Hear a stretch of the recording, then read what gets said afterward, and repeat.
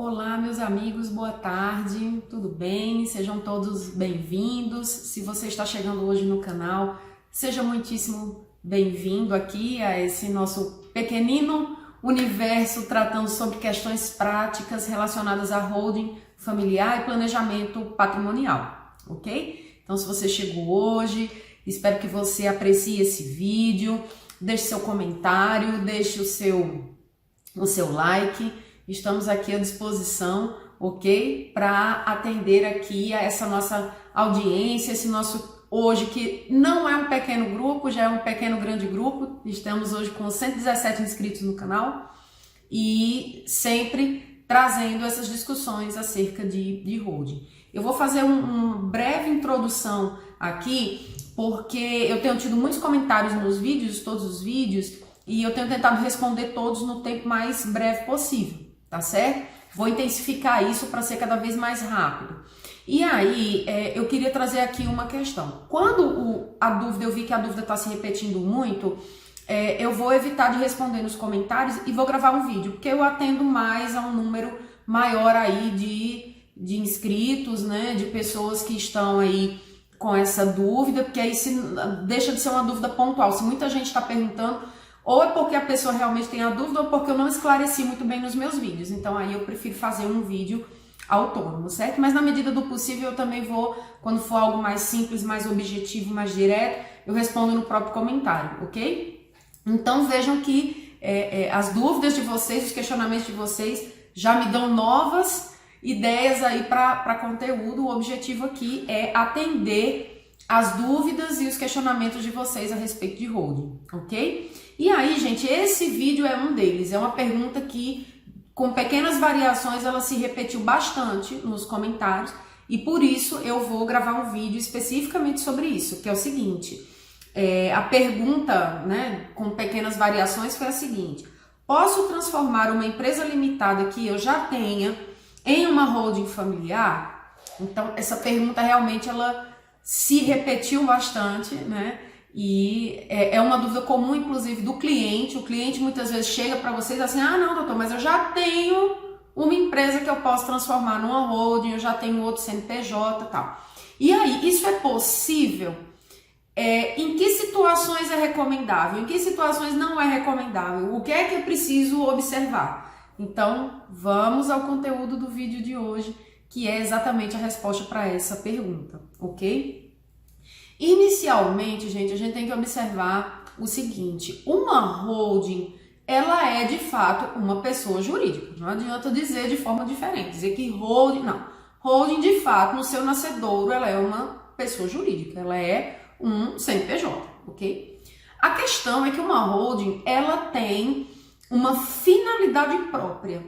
E aí, para isso, ela tem que ter também características próprias e um contrato social muito bem formatado e que traga uma representação do que é essa holding na prática, ok? Então, se ela é uma holding que ela está voltada a participações societárias, por exemplo, ela vai ter um arcabouço de contrato social. Se é uma holding que é voltada a um planejamento patrimonial familiar para uma possível posterior antecipação de legítima com planejamento sucessório, já vai ser outro contrato social com outras cláusulas que essencialmente deverão constar nesse contrato social, ok? Considerando aí que seria uma sociedade contratual, uma sociedade limitada, ok? Então, em regra, do ponto de vista procedimental básico, eu posso pegar uma empresa operacional que eu tinha, um CNPJ que eu já tinha aqui, e eu transformar numa holding? Sim, é possível. Como isso é possível? Você vai fazer as respectivas alterações no contrato social, vai ter que fazer os respectivos aditivos, fazendo a adaptação desse contrato social, porque agora o objeto mudará significativamente, ok? E também dependerá do objetivo para o qual você está constituindo essa holding. Ok? Lembrando sempre que a holding são várias etapas. Holding é um sistema de proteção e organização patrimonial. Holding não é simplesmente uma PJ, ok? Mas, se você já tem uma pessoa jurídica aberta e você quiser procedimentalmente, gente, a análise é mais profunda, eu vou aprofundar nesse vídeo. Mas, primeiramente, do ponto de vista procedimental, eu posso pegar lá aquele contrato social com aquele CNPJ que eu tenho, fazer as devidas modificações, os devidos aditivos, consolidar um novo contrato social e dizer, pronto, agora o objeto social dessa sociedade é holding de instituições não financeiras? Pode, sim. Isso é perfeitamente possível. Agora, isso é recomendável? Aí a gente já passou para um outro patamar. E aí, como quase tudo no direito, qual é a resposta? Depende, né? Depende de uma série de fatores, né? Então, primeiramente, eu vou falar de uma situação que a gente já vem repetindo aqui em quase todos esses vídeos, né? Uma holding, ela tem como principal objetivo, dentro de uma organização patrimonial, fazer aquela famosa, que eu já disse aqui, quem me acompanha já está cansado de ouvir, aquela segregação de patrimônio de alto risco, de patrimônio de ativos de baixo risco. Então, o que são ativos de alto risco? Aqueles que estão afetados a uma atividade empresária, normalmente uma atividade operacional, que pode levar o titular desse patrimônio, dessa atividade, a uma negativação. Então, um exemplo aqui, né, uma empresa que vinha atuando no mercado e que ela, ao longo do tempo, passou por uma crise financeira e quebrou. Se ela quebrou, é porque ela tem dívidas maiores do que o seu patrimônio. Ela chegou a uma situação de negativação. Então, os ativos que são considerados ativos de risco devem estar atrelados a uma atividade de risco. E aqueles ativos de baixo risco, a casa, o apartamento, o automóvel, em algumas situações, eu tenho um vídeo aqui falando sobre a questão de veículos, enfim. Esses ativos que normalmente fazem parte do arcabouço do patrimônio pessoa física do titular da empresa, esses ativos devem estar segregados, todos juntinhos ali, numa caixinha de presente, como eu costumo dizer, que é a nossa holding familiar, todos ali protegidos de uma atividade de risco. Então, na hora que eu pego uma empresa, um CNPJ, que antes ele abrigou uma atividade operacional e que por qualquer motivo ele estava parado, como a gente costuma dizer, os clientes dizem muito isso, doutora, eu tenho um CNPJ parado, né? Quando eu tenho um CNPJ parado e eu quero transformá-lo numa holding, o que é que eu preciso olhar nesse primeiro CNPJ aqui, que antes era operacional? Eu preciso olhar o passado desse CNPJ. E eu preciso verificar se o que ficou para trás ainda me gera risco. Porque nós sabemos que algumas regras de responsabilidade, algumas regras de prescrição, elas estão diretamente atreladas ao tempo do fato ocorrido e ao tempo de responsabilização daquela pessoa que, ou pela lei ou pelo contrato, é responsável por ressarcir alguém ou alguma situação em virtude desse fato. Exemplo, eu tenho um CNPJ aqui que ele abrigou uma atividade operacional durante algum tempo. Mas a atividade não estava dando certo, eu resolvi encerrar, mas eu não dei baixa na empresa, o CNPJ está ali paradinho, né? E aí, de repente, eu digo, eu tenho um patrimônio aqui, pessoa física, eu quero PJar esses bens, eu quero proteger esses bens, eu quero montar uma holding. Mas eu não quero passar pela necessidade de abrir uma holding, nada disso. Eu já tenho uma empresa aqui, eu quero pegar essa minha empresa parada e transformá-la numa holding. Eu tenho que olhar para essa empresa e eu tenho que fazer antes uma auditoria dessa empresa. Por quê? Porque eu estou colocando aqui dentro dessa empresa que estava paradinha ali, ativos de baixo risco. E aí a gente entra naquilo que eu estava dizendo, olha, eu não posso pegar uma situação aqui de risco e trazer um ativo de baixo risco, né? Por quê? Porque eu vou desproteger esse patrimônio, eu estou indo na contramão do que eu quero, ok? Então, veja bem, dentro desse CNPJ eu vou olhar qual era a atividade que era desenvolvida, ok? Qual é o histórico tributário e fiscal dessa empresa? Estava tudo certinho? Estava tudo pago? Ficou alguma dívida? E aí, na hora que eu digo isso, eu tenho que olhar em âmbito municipal, estadual e federal, a depender da atividade, ok? Eu vou olhar também a questão o quê? Trabalhista. Qual foi a data da última rescisão de contrato de trabalho que teve aqui? Por quê? Porque a gente sabe que, no caso da rescisão do contrato de trabalho, o empregado demitido, né, ele tem 2 anos da data do encerramento do contrato de trabalho, ele tem 2 anos para pleitear verbas relativas àquele contrato de trabalho encerrado. Então, qual foi a data da última demissão? 1 ano e meio, eu tenho que aguardar mais 6 meses pelo menos, ok?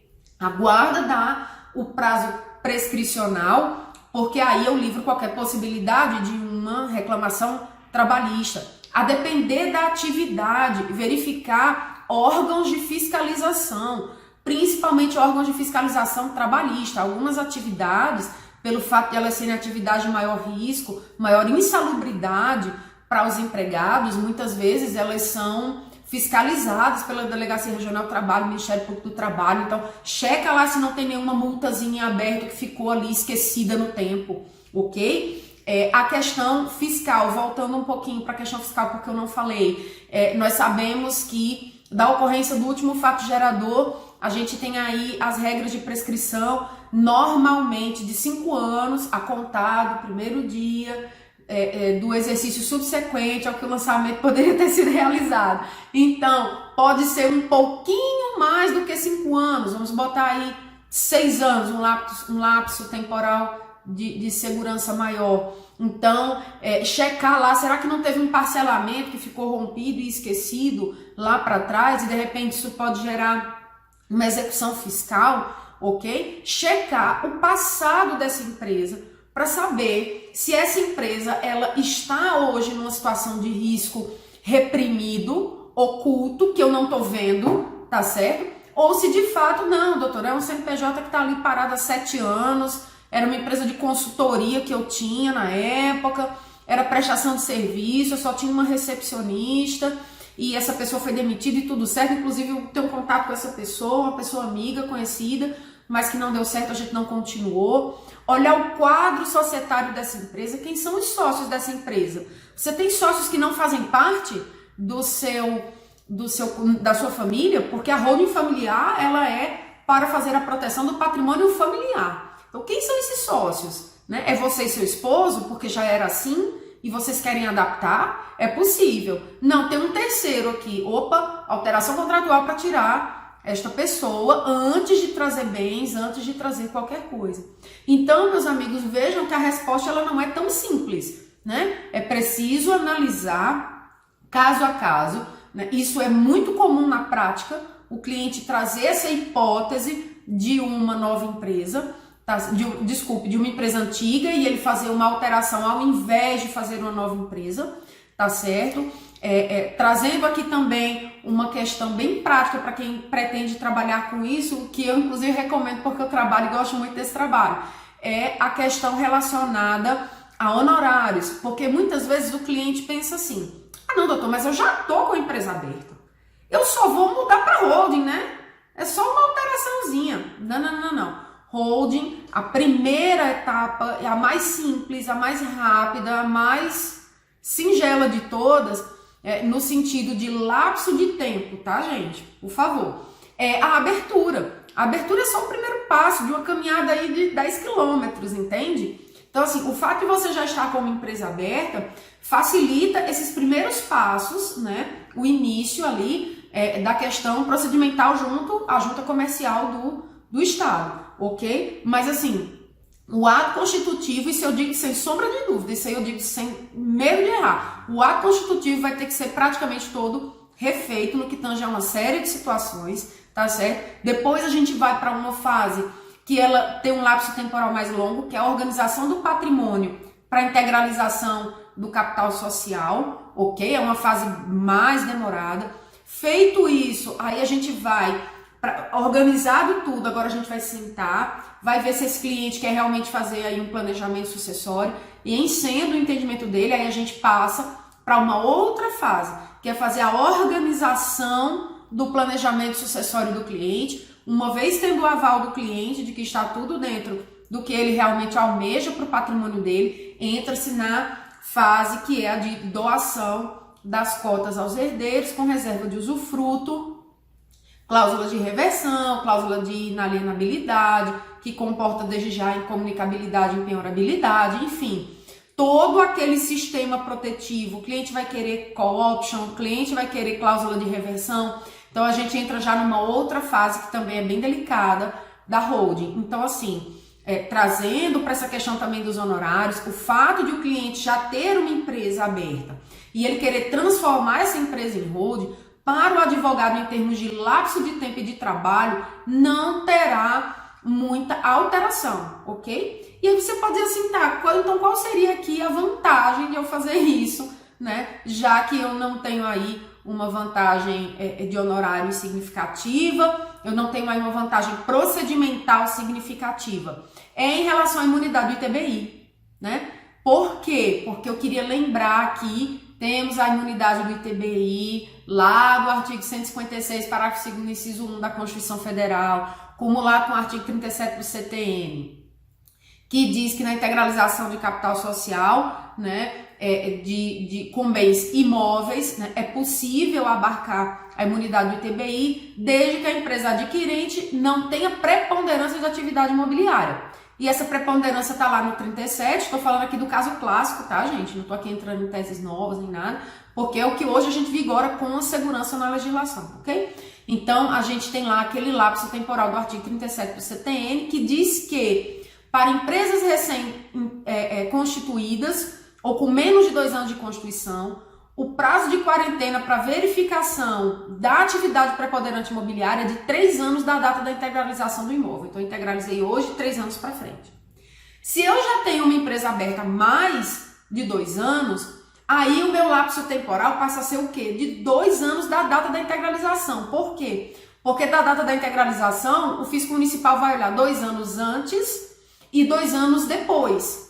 Os 2 anos antes você já tem. Se era uma empresa que não tinha efetivamente atividade imobiliária, os outros 2 anos você já matou, os anteriores. Você vai se preocupar agora com os 2 anos para frente, né? E aí, a depender da situação, isso pode ser muito interessante para efeito de consolidação dessa imunidade, ok, gente? Aí a gente tem uma situação bem interessante a depender do caso concreto, ok, meus amigos? Mas assim, é possível, volto a dizer, é possível, mas essa empresa de fato terá que ser modificada, alterada, porque agora ela vai passar a ter um objeto societário bem específico, que é a organização e gestão daqueles bens, e mais específico ainda se ela for voltada para um planejamento sucessório.